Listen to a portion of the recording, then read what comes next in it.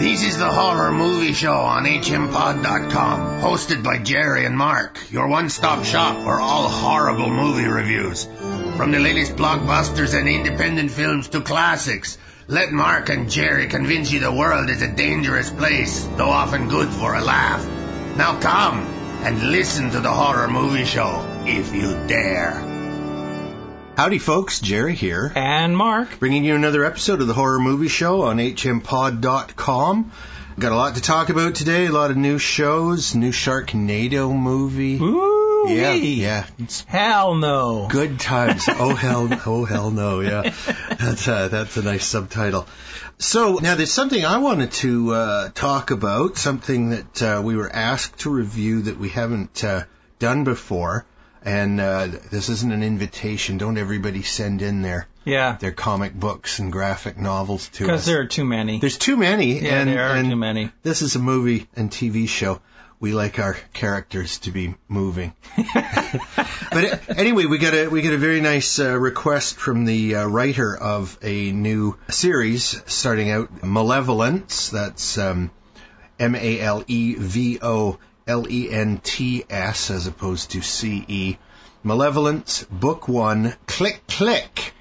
Click Click. There's three layers to the title. That seems a little long.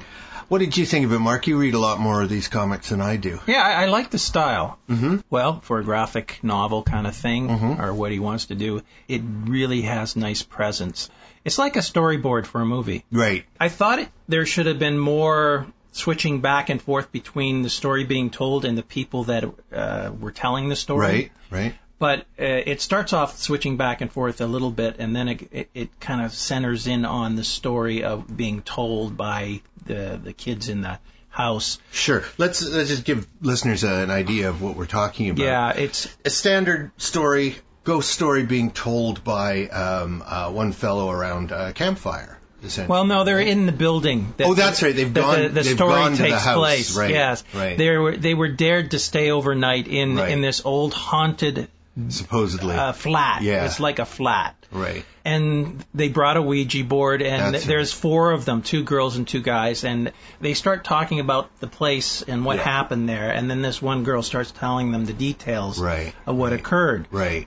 With this poor fellow that is tormented by a spirit that lived in the house. And to the point where he is driven insane. Right. And he goes on a murderous spree. Right. So the way it unfolds and the way it's drawn, I like the way it's just black and white. Yep. It's very moody, very dark, and I like the way that they don't have a speech bubbles, but rather it's transparent bubbles so that you can see the art through the words. Oh, okay. And that's a really nice feel to it. Right. So overall, graphically, it looks pretty good. You know what? I have to say, it reminded me a little bit of the old chick Christian tracks, the old evangelical tracks, the drawing style. Just reminded me of that. And the black and white. I was a little disappointed. There's some typos, guys. Come on. It is British. If you're going to misspell surprisingly, that's kind of amateurish. So let's get on top of that. I don't know if it's too late to fix that, but ask somebody to proof it for you next time before you. I don't know if they've gone to publish or whatever, or if it's just electronic. If it's electronic, they should be able to fix it. Yeah, exactly. But I enjoyed it. I thought it was good. It's better than The Walking Dead. That's the last bunch of comics that I've read. Right. And again, is anybody printing color comics? Well, everything's black and white that I've been seeing. Yeah, for the horror genre, it's very.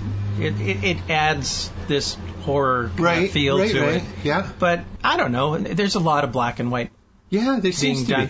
All animated. It's got to be simpler and it's got to be cheaper to do it that way, to do black and white as opposed to color seps. Yeah, but sometimes it's done for effect rather than cheapness of it. Oh, sure. I don't think that this is a cheap comic. No. I think it is really well thought out and produced. You should hire me as an editor, though. Yeah. Well, that would be easy enough to do.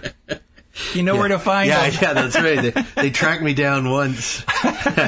Anyway, I'd recommend it. I thought it was a good ghost story. It's very thin at this point. It ends too quickly. It is really only the prologue to what I imagine is going to be a projected long Yeah, series. I kind of felt that for a first comic, it's like you said, it ended. Yeah. And typically these have longer storylines and more intricate things happening. Yeah. So I guess it's just a starting point for them. Absolutely. So, book one. And I don't know if it was supported by the crowdfunding. Yeah, the crowdfunding. I didn't notice. I think it might be crowdfunded, but I'm not sure. Yeah. Okay, so thank you for sharing your comic with us, and we enjoyed it. It was a nice little break. Something interesting. Let's start by talking about one of the most unpleasant movies. This, God knows there may be a fourth one, but right now we're done with the Human Centipede Oh, come on, series. It said final sequence. Yeah, that means nothing. You know that means nothing. How many final chapters for Jason I'd like was to, it? maybe the next one's going to be Final Sequence Part 2. Yeah, that's right.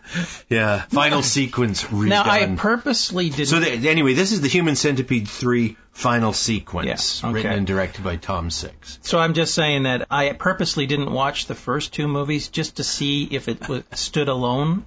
It was a standalone type movie. You didn't have to know what happened previously. You mean you were slacking off when I had to review 1 and 2? Well, you did them all at the same time before I even knew they existed. And if you listen to the show, which I did just recently, I just never felt that I had to watch it because you had already reviewed them. Right. Okay. So this one, I purposely didn't watch it. You missed a lot of in-jokes because the majority of the main players in this movie were the main players in 1 and 2. I noticed that. Dieter Laser. He just became my Facebook friend. Yeah. Dieter. Well, he's good. He's wonderful. Oh, he's over the top. He is so over the top. He reminds me of that other German actor who was so wonderful playing Baron Frankenstein in Andy Warhol's Frankenstein, also known as Flesh for Frankenstein. Right. I couldn't understand half the things he said, so I had to put on the subtitles. The closed captioning? Yeah. Really? I'm going, what? What are you saying? Oh, I got it all right. He's just ranting like that. He slurs a lot because he's got this really thick accent. Mm-hmm. So I found it very difficult to understand what he was saying. That's too bad. It didn't take anything Anyway, tell us a little bit about who's in it and what's... So, Dieter Laser plays Bill Boss, who is the warden at a big penitentiary.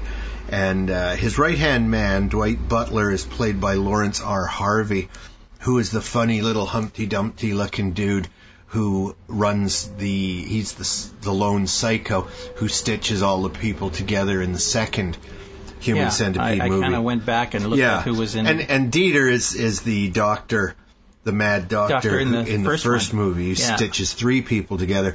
Harvey manages to stitch together a dozen or more in the second one. In this one, it is dozens and dozens and dozens of people. They wanted to go for the gusto in this. It's like the whole prison, all the prisoners. Oh my goodness, are stitched together. So as well as Dieter and Larry, we have Brie Olson, who is a stunning young woman, makes at least a large chunk of her living as a porn actress. Kind of wondered how they got someone to do what she was doing. Isn't she a cutie? Eric Roberts, old friend of our show, he plays the governor of the state, Governor Hughes, who is ultimately Dieter's boss. Tom Six, the writer and director of the 3 movies, he shows up as himself, sort of an unpaid advisor to the prison, saying yes, it is possible. It is possible. Yes, everything I did was based on medical research. That's right. And Tommy Tiny Lister plays inmate number 178. There's a lot of inmates abused and ripped to pieces in this, and he's the biggest of them. He's the most recognizable of them. Giant black. He plays the president of the United States in Idiocracy. Simply because I suppose he beat the other candidates to death with his ham-like fists. He's terrific in this, as he usually is, playing a demented monster. Yeah. Oh, but they're all demented monsters. This is just a weird movie. It's like, I really liked Eric Roberts. I thought he was very funny. I couldn't believe that he was in this. Oh yeah, no, he goes from the highest highs, like. he's so good in the second Batman movie with Heath Ledger as the Joker. And he's in there playing the mafia boss. Yeah, one of the mob bosses, yeah. So he's like in one of the biggest blockbuster movies of that year. Plus he's in Human Centipede 3. Now, when I interviewed him a year or two ago, he was working on this. He said he was going to be in it. And I said, oh, those movies, I mean, you just got to take them as comedy, black comedy. And he said, well, that's a good way to appreciate them.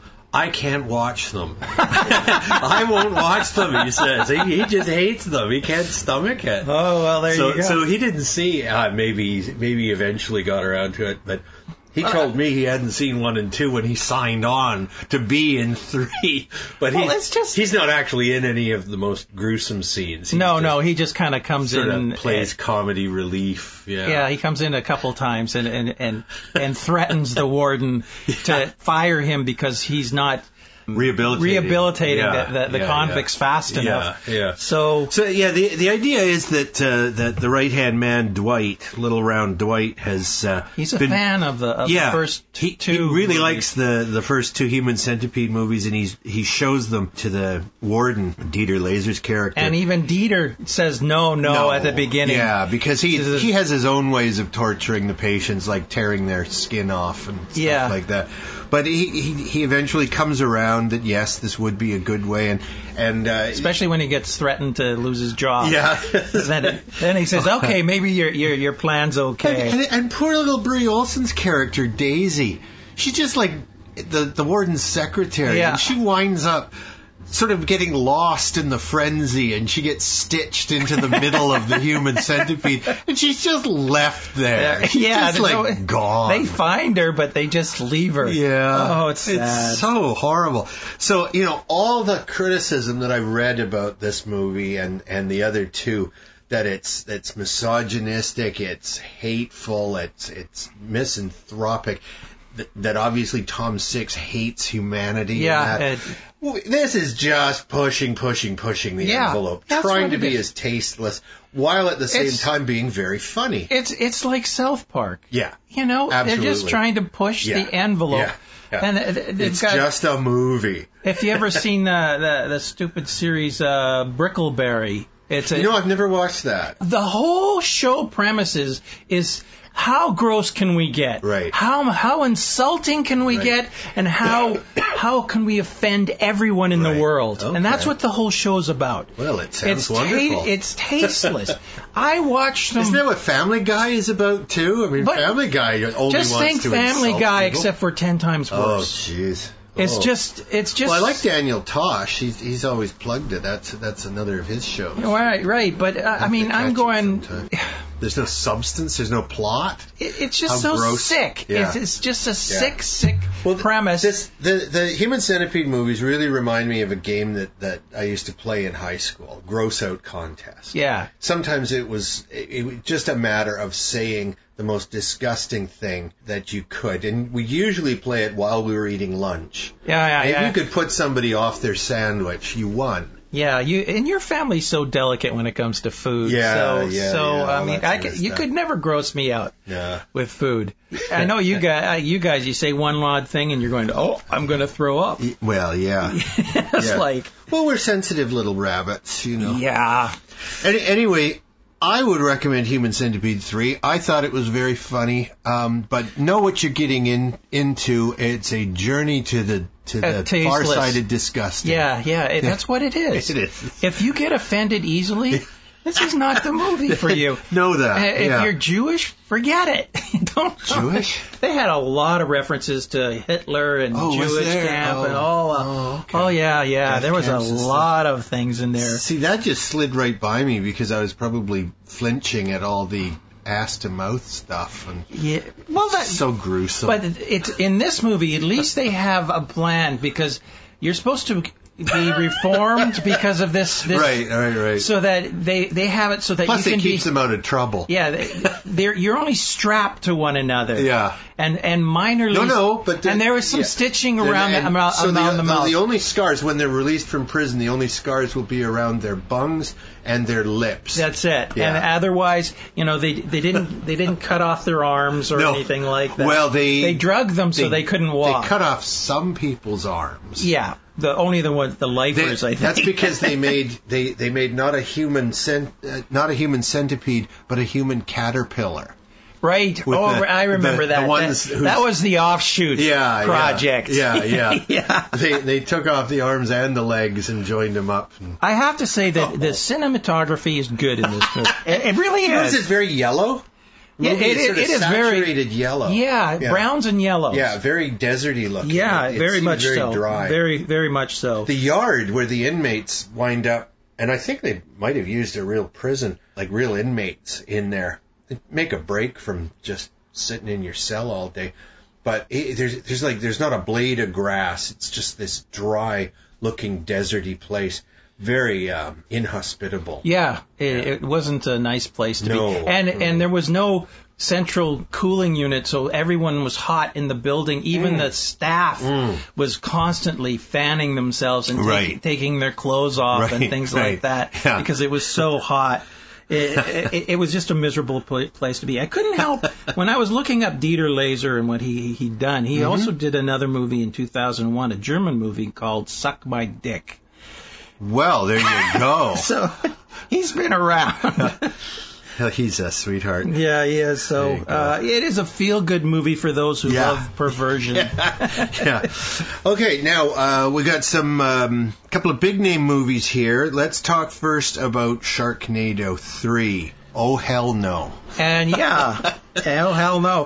Within the first 13 minutes of the show, Washington has been destroyed. Yeah, the first movie, the first Sharknado, Los Angeles is destroyed. The second Sharknado movie, New York is destroyed. In the third one, they go before they begin the credits, they destroy Washington, D.C. And that's just the start, because now we have at least a North America-wide Sharknado. Yeah. A superstorm that is... Eastern-board. How there can possibly be that many sharks in the ocean? I don't know, but this one, like the second one, this one absolutely is a comedy first and foremost. Yeah. They wanted to destroy as many things as they could possibly do, including space. Right.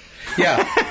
By the end of this movie, the hero who and his wife, played by Ian Ziering, it plays Finn Shepard, and Tara Reid plays his wife April.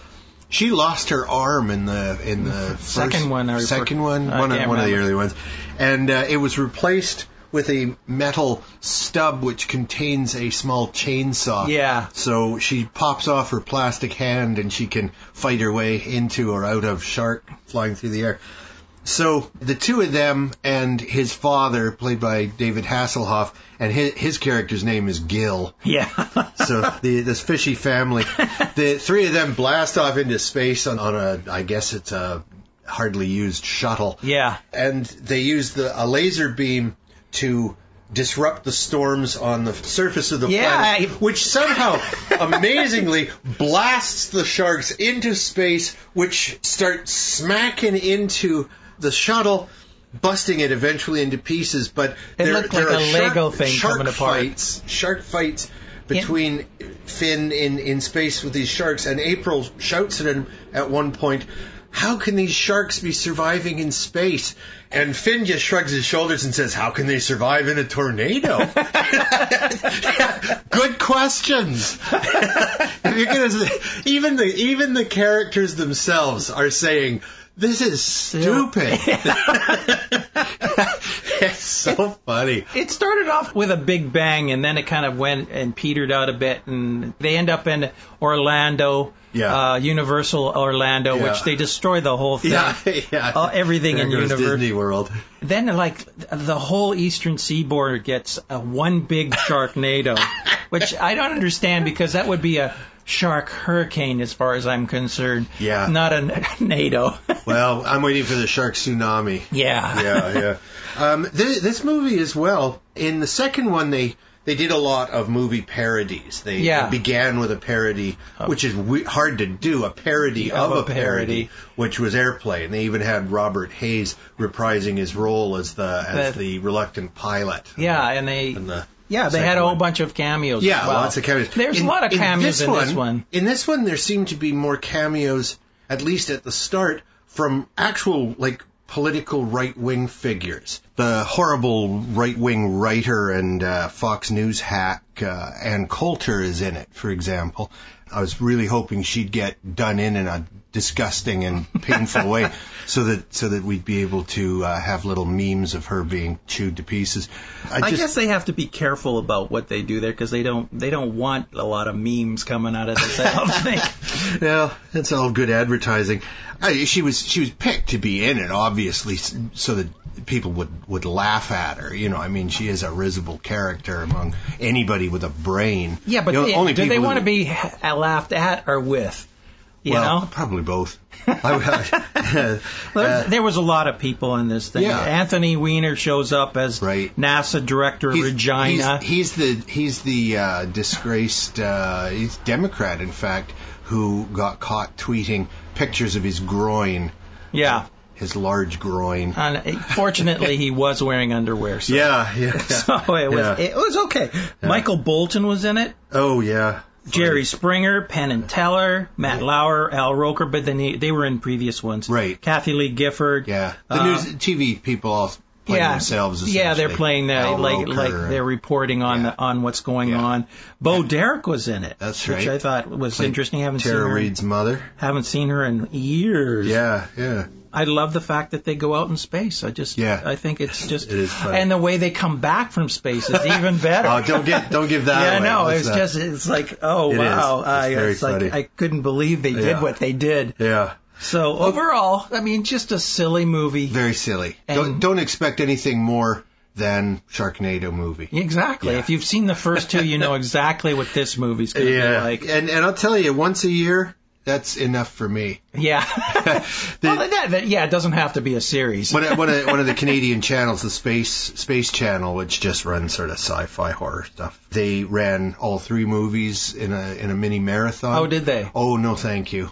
Yeah. No, thank you. The first one was really cheap. Yeah. You know, you could see that the quality wasn't there. Yeah. And it was really a stupid story. Yes, you know, they didn't even, they were taking it too seriously, the first one. Yeah. And the second one, they just went wild. Went straight out nuts. They just said, let's just be silly. It was. Yeah. I love it. It's all chainsaws. Okay, now our next movie is Ant-Man, one of the big summer blockbusters. I say big in quotation marks. Directed by Peyton Reed, it stars Paul Rudd as Scott Lang, who is the new Ant-Man, Evangeline Lilly, lovely Evangeline, as Hope, Michael Douglas, looking healthy, as her father, Dr. Hank Pym. And I love the way they made him look young. Yeah, that was, my God. Was well done. He commented on that. He said that I can do Romancing the Stone sequel now. Right. Corey Stoll plays the villain of the movie, Darren Cross, and he also gets to play the supervillain Yellow Jacket. So I can't imagine anybody doesn't know what the general notion of Ant-Man is. The guy wears a suit and he can shrink down, and he's got relatively superhuman strength because he's got the strength of a grown man in a tiny form. He's like a bullet. He can punch his way, you know. And he also can control ants. But he can also be squished. Yeah, can he? No, he's terrified of being stepped on. Yeah, it's funny. Doesn't he get stepped on a couple times? Not fully. But he grabs the foot and throws him away. Yeah, that's before he knows, I suppose. Yes, and he can control ants. When you're that size, the ants seem to act more like dogs and horses, which is kind of interesting because, no, they don't. This is true. And they aren't the queen ant, so... That's right. It's very, very, very silly movie. Yeah, it is. But I enjoyed it. Mark saw it before I did, and I sent him an email. I said, is it worth seeing? Because it's in the theaters here. He said, if you like Paul Rudd. And I knew exactly what you meant. It is that that kind of goofy comedy. He holds himself back, but there is something a little silly and ironic about him, no matter what he does. Yeah. But he wasn't as outrageous as he usually is, which I thought was nice. Yeah, no, he really. It made me think, he's playing a character here, and he's actually acting. Yeah. I was pleased with that. I thought the special effects were kind of cool because, him getting bigger and smaller very quickly. It showed that very nicely. So and the ants were well done. They were all animated. They looked good. But isn't the science behind this, that they're taking all the space between atoms and they're getting rid of the space so that you can shrink down? It. So you would weigh the same. I know, and people are picking him up like he's an ant. Yeah, so that tank that he's carrying, you wouldn't be able to carry it. No, and each ant has got a big, heavy explosive charge strapped to its back, which are expanded once they're inside the computer mainframe of the villain's evil business. And that's just it. They're corporations, they're not evil volcano layers. No. but that's the other thing. That an ant blows up to be a normal size. So you should be able to just flick that ant and he would go sailing because he shouldn't have any weight. That's right. The mass should be really small. Yeah. And same with the train that gets blown up. Yes. You should be able to pick that plane up. Because it's a children's toy. Yeah, it's a Thomas the Tank Engine. Yeah. You should be able to just pick it up with one hand. Yeah. But they don't do that. Somebody gets crushed with it. Yeah. Yeah, I know. They play fast and loose with physics. Physics, yeah. Which I thought, if you're going to explain something, we're taking that away and you can be really strong when you're small, then they completely ignore it in another instance. Exactly. That's just cheating. It's what you call Star Trek science. Yeah. It's whatever is convenient. Yeah, it's just cheating. Yeah. So, don't do that. It is cheesy, yeah. I enjoyed the movie. Yes. It wasn't as grand as say the Avengers, right? But it's a nice movie. I like the tiny crossover touches. Yeah. The only character that we see from the other Marvel movies is Falcon. That's it. Their ripoff of Hawkman. Yeah. The Marvel ripoff of the DC Hawkman. Yeah. I never liked either of them myself, but anyway, one of the things that Ant-Man has to do is go in and infiltrate one of the Avengers facilities and steal something. And the only guy working security is Falcon. Yeah, and they have a nice fight. Yeah, it's a funny fight, which Falcon loses miserably. And he's surprised because he's an ant. He said, please don't tell Captain America. I'm so embarrassed. Don't tell him. And they do. This is the first one in the Marvel, what they call the Marvel universe. Universe? No. The one, they don't call it the universe. It's something else they call it for the Avenger universe kind of thing. God, who cares? Anyway, it's the first time they mentioned Spider-Man. Yes, they mentioned Spider-Man because they got the copyright issue or ownership issue settled to some extent. So now... but he's only referred to as a web slinger. Yeah. Yeah, I noticed that. The web slinger and the Avengers are, of course, mentioned several times, and you see the big A and stuff. But, I mean, they don't have anything in the way of security. And yet, no kidding. Ant-Man is broadcasting, like he's using radio or microwaves or whatever, to communicate with Michael Douglas and Evangeline back at their headquarters. So, I mean, anybody's security, any high-tech security would allow you to notice conversations going on. Yeah. Between somebody breaking in and the outside world. You would think radio silence would be the bare minimum for a stealth operation. Yeah, you would But think. No, they're just jabbering so that Ant-Man can continue his funny lines. So Hank Pym was the original Ant-Man that was in the original Avengers. Okay. Right. And the reason why they didn't center this story on him is that a couple of the storylines in the comic was that he went insane. Okay. And he also beat his wife. Oh, jeez. So they thought, with that darkness in that character, let's center in on his replacement. Okay. And that's why they made him older. Right. And they had Scott, whatever his name is. They also made him and the daughter grieving still over the loss of mom, Evangeline's mom. Yeah. Pym's wife. In the comics, she was another ant woman. Yeah, she was the. But in the comics, did Hank pay for beating his wife? Or oh yeah. Yeah, I mean, it's not like that was okay. No. All right. No, he got kicked out of the Avengers. He went to jail, but he's a scientist, and they needed his expertise. So when some big catastrophe was happening, they would yank him out of prison. Right. Oh well, give him a pardon. It's good because you never know. Social politics, whatever, from even a few decades ago, just seemed like dinosaur moves to us. Sure. Okay. All right. I enjoyed it. I'd recommend it. I'm not a huge fan of these comic book movies, but this was a pretty good one. Yeah. Better, I thought, than the... It's sort of like a standalone movie. I liked it better than the last Avengers, I think.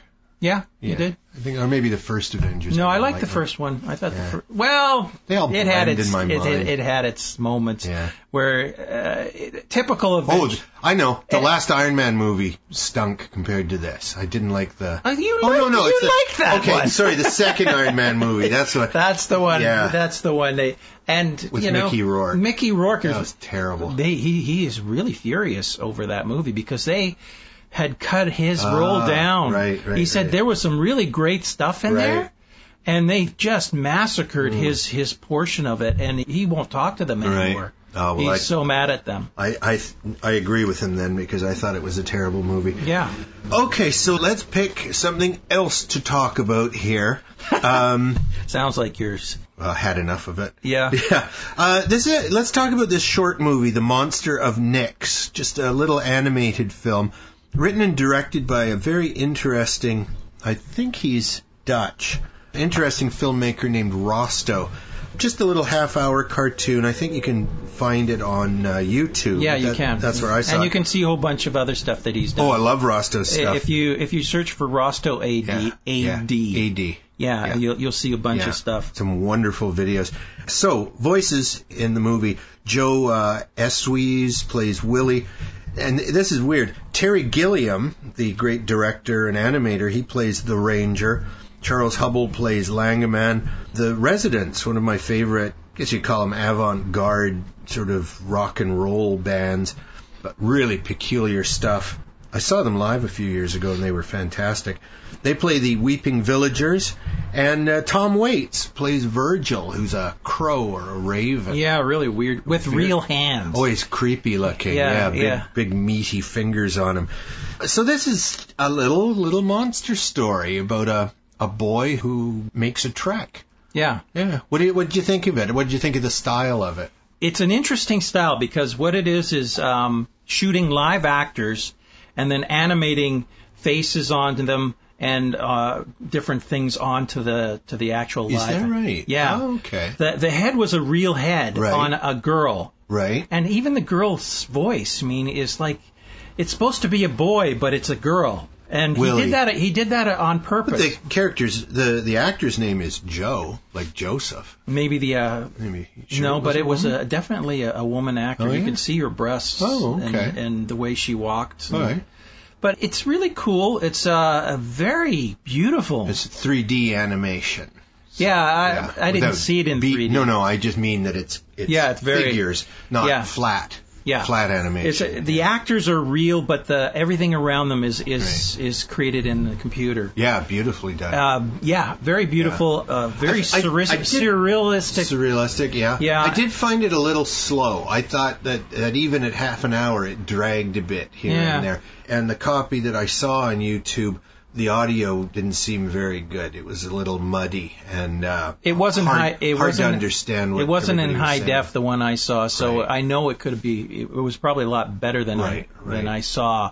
There's also an interview with the director on YouTube, and he was talking about this particular project, and he was saying that the lead character was a sort of a cross between Kurt Cobain and somebody else. I can't remember what the other person is, but he wanted a girlish boy. Right. That's what he wanted. A girlish boy. Right.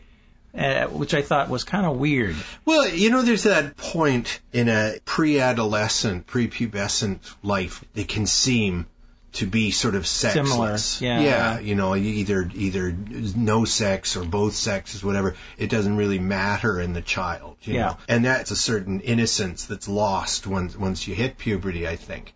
like a physical innocence that's well, lost. the world is being consumed. Yeah.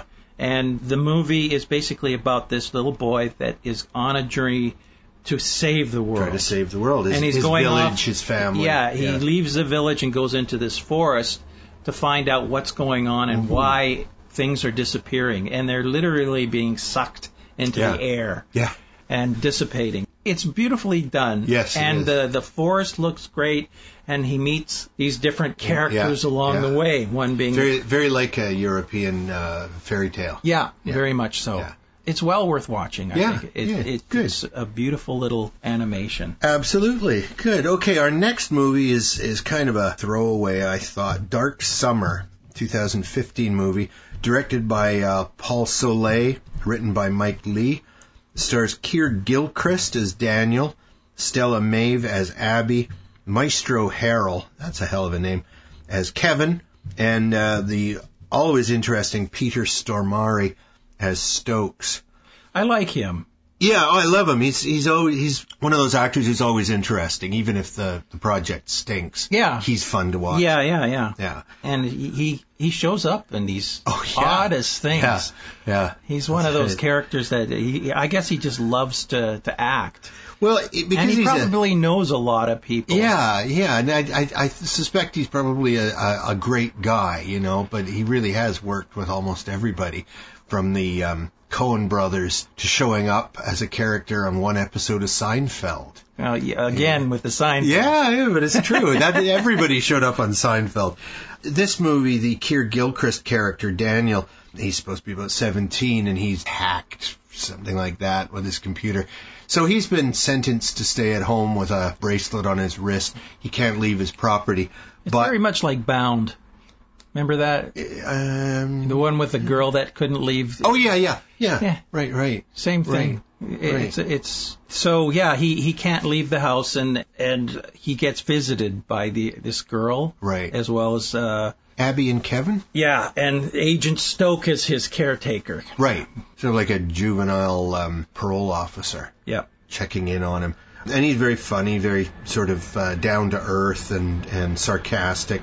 The gist of the movie is that Daniel starts to experience supernatural rubbish, and he can't run away from it, so he has to just deal with it. Mm-hmm. It's kind of a heavy-handed metaphor, I think, for adolescence, Yeah. If he's going to become an adult, he's going to face these things. He can't just run away and escape into escapism. When I was watching this, I mean, I got a nice surround sound system that I listen to, watch the movies with, and the sound on this, it had a lot of low rumbling and heartbeats, to the point where, you're very aware for a mood of sorts. So I found that the soundtrack, it added a lot to the movie, especially if it was loud. Right. Well, I watched it on a years-old laptop, and I noticed none of that. Well, you see, that's why I listened to it with good equipment.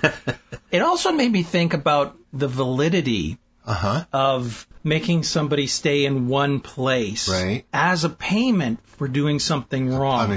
Punishment, yeah. Right. What is the validity of that? Is he learning anything? Yeah, well, I mean, it's prison like, without going to prison. Okay, what is punishment then for the prison system? It's basically taking a chunk of your life and not letting you do anything with it. It is, but it's also keeping you out of society. I mean, that's the main function of prison. That part of it it's very poignant. But wouldn't it be good if they could just take a chunk of your life away and say, okay, if you do something bad, we're going to take 10 years out of your life. Right. There's been science fiction stories about that. Certainly Star Trek, in its various incarnations, they have alien cultures who inflict various punishments. And I think it's a Voyager episode. One of the characters is subjected to a sentence in which he has to relive his crime over and over and over. And it feels to him when he comes out of it as if he's been there for 20 years. Right. But in fact, it's just been hours. Right. On a table. Right. So that's pretty horrific. But I agree with you. It is pointless, and even if they're getting slave labor out of it, and that's what a lot of, certainly the U.S. prison system. You know, they've been more building prisons in the 90s and the first decade of the 2000s, they spent more on prisons than they did on highways. Yeah. And the infrastructure is falling to bits, but they need to lock up more people for non-violent crimes. Yeah. Yeah, like it was being caught with a few joints. They were talking about that on John Oliver's show just last week about the whole thing, saying that people were getting life in prison for having a couple joints. Yeah. And being in the wrong place, or having a handgun, but not using it or anything like that, just having one around and having a few joints. Life in prison, 55 years, which is more than if you rape somebody. It's more than if you went and murdered somebody. Yeah. It's more than if you went and armed into a bank and stole something. Yeah. I know. It was ridiculous. Sick and cruel. They're getting to the point where they're realizing that these people have to be let out. It's just ridiculous what they're doing. Yeah, and it's hoping that Obama would bring some reasonableness to it. But in fact, as of this year, I believe the situation is that more people are being arrested on minor drug charges than ever. So, Obama hasn't lessened this ridiculous situation. He's increased it. Yeah. It's just crazy. It's got to be a money-making thing overall. Well, that's what they say. System. There's a lot of money in prisons. Yeah. But is that really where you want to put your money? I know. Do you want Monsanto housing prisoners and feeding them as cheaply as possible? Okay, well, let's get on to another movie. We've got a couple of good ones to talk about here. Well, one good one and one other one. 2 movies here that we were asked to review. Thank you very much. Love to get messages from filmmakers asking us to look at their movies. The first one is called The Jokesters, 2015 movie, directed by A.J. Wedding. It's a nice name. He should be making wedding videos. Maybe that's This is a wedding video. Yeah. And there's a wedding in it. Exactly. So there you go. Written by Nathan Reed. It stars Nathan Reed as Nick, Gabriel Tigerman, another good name, as Andrew, Luis Jose Lopez as Chris. He's very funny. Dante Spencer as Ethan. Wait, it's just nothing but good names in this movie. And Jen Yeager as Gabrielle. The idea is that these jokesters, these 4 buddies, have internet show. A YouTube channel. A YouTube show channel where they have a prank. They call themselves the prank masters. Yeah. Prank masters. Pranksters. Yes, but they I think the show is called Prank Masters. Something like that. Yeah. They just do horrible things to strangers and to each other. And it's come down to where their buddy Ethan is getting married and wants to leave the show. And they're ending the show. They have all, as far as 3 of them are concerned, the show's already ended. The marriage is on, and the friends are not allowed to do anything to prank the wedding. And, of course, Nathan, who's sort of the leader of the group, he is a liar, and he does set up a prank, and that is to pull a cabin in the woods type style scenario. Yeah, on the honeymooning couple. Yeah. And he's lent them his father's cabin. Which he's put cameras in. Or there was already cameras in it. No, it showed him putting them up. Putting fresh cameras in? With his mask on. Oh, okay. At the beginning, he showed him all right. putting them in there. I didn't remember that. So, of course, bad things then ensue. But I like this movie overall. It wasn't a great movie, but I enjoyed it for what it is, which is a little... I thought the acting was good in it, and for a sort of found footage type little movie. Too much found footage, and they cheat. It isn't always found footage. There are films of people, for example, finding cameras. Yeah. At the end. That breaks the bubble. But at the same time, and also there's a little too much. Oh, what's that? I don't know, man. What's that? Oh, I don't know. What do you think it is? I don't know. Bad improv from the actors. But not a lot. But not a lot. No. Overall, it's not a bad script. And I didn't discover until today when I was making my notes that the same guy who plays Nick, the sort of the villain of the piece, I guess, he becomes more villainous. He was also the writer of it. So good for him. It's a really good effort from these guys. Yeah. A little bit of humor. It could have been a little more humor, and they are not likable guys overall. Even though I liked them as guys and I believed them as friends, and they seemed like they would be fun. They're always on, and they're always like they meet these three really nice, pretty girls out in the middle of nowhere, they can't resist ripping the top off one of them and leaving running out of the store. And just humiliating her. So, they're sexist pigs as well as being jokesters. But I'd recommend it. Yeah, I thought it had its moments. Right. And as for this type of movie, I've seen a lot worse. Mm-hmm. And for what it is, it's not bad. That's the quote that they'll put on the movie poster. I've seen a lot worse. Yeah.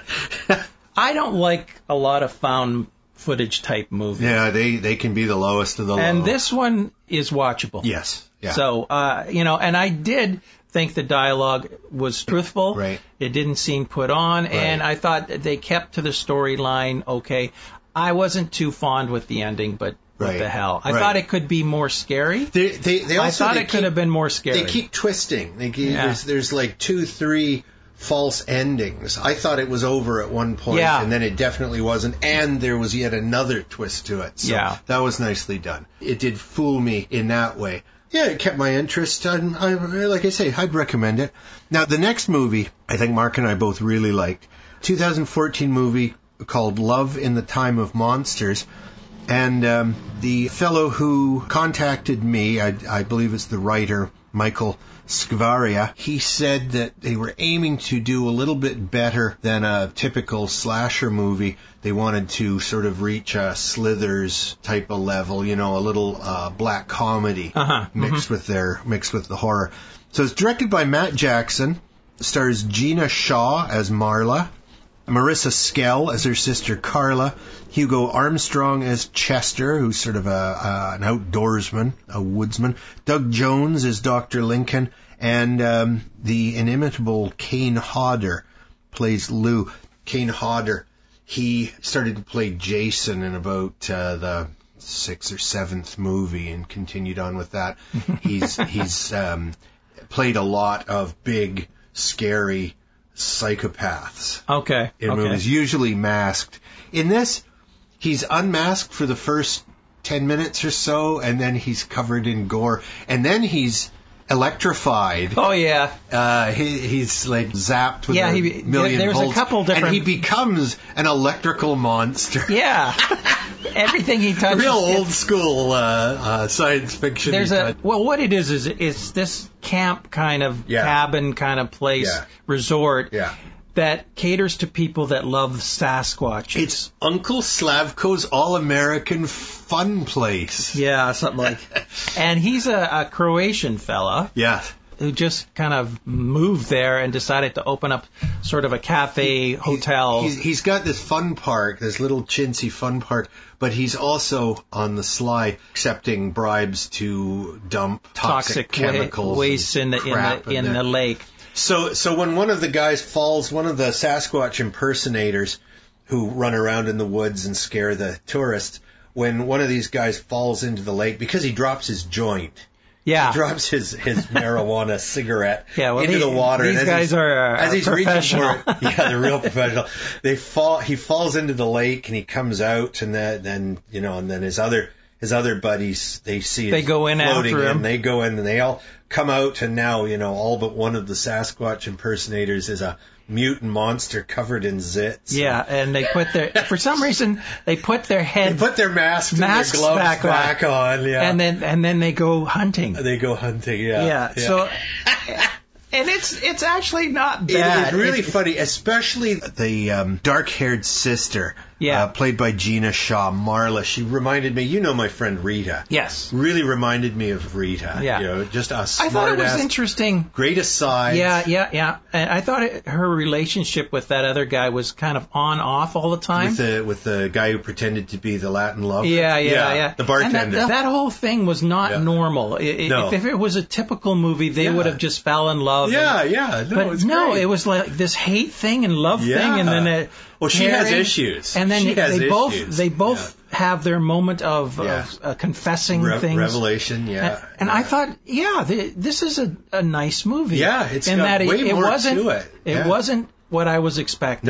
No, I agree with you 100%. And I enjoyed it. It was the dialogue was quick and funny and natural. Yes. It was very natural. And it made me laugh out loud. I can think at least 3 times that I bellowed with laughter.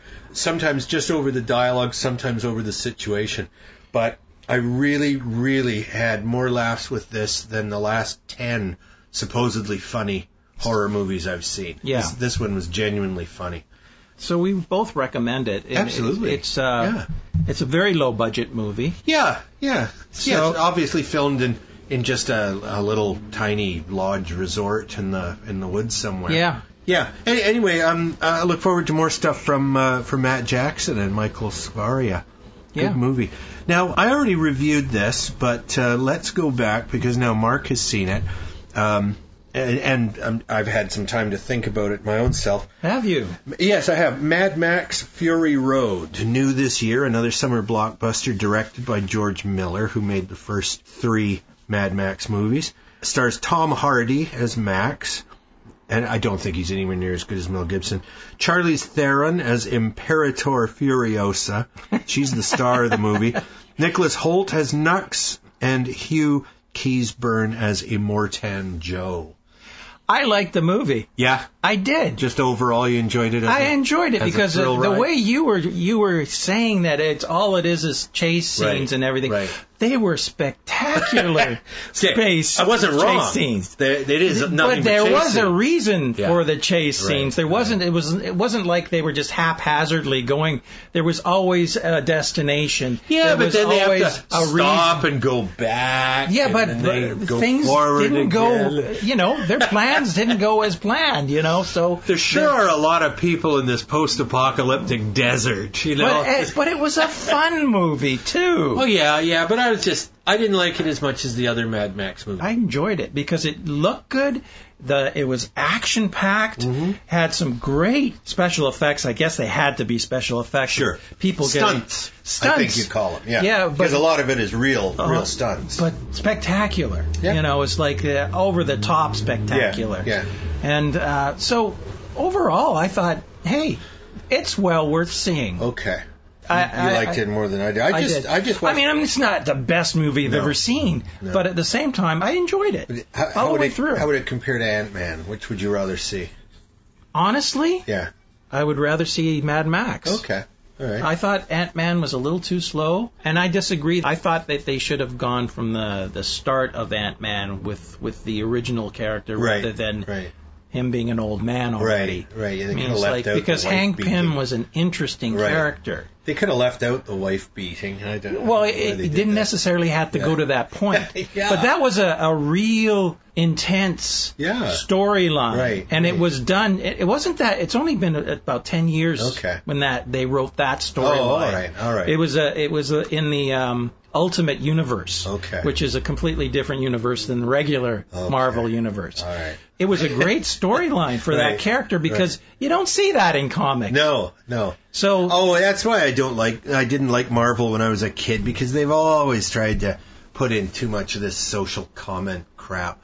I just like Superman. He's big, he's dumb, and he's super.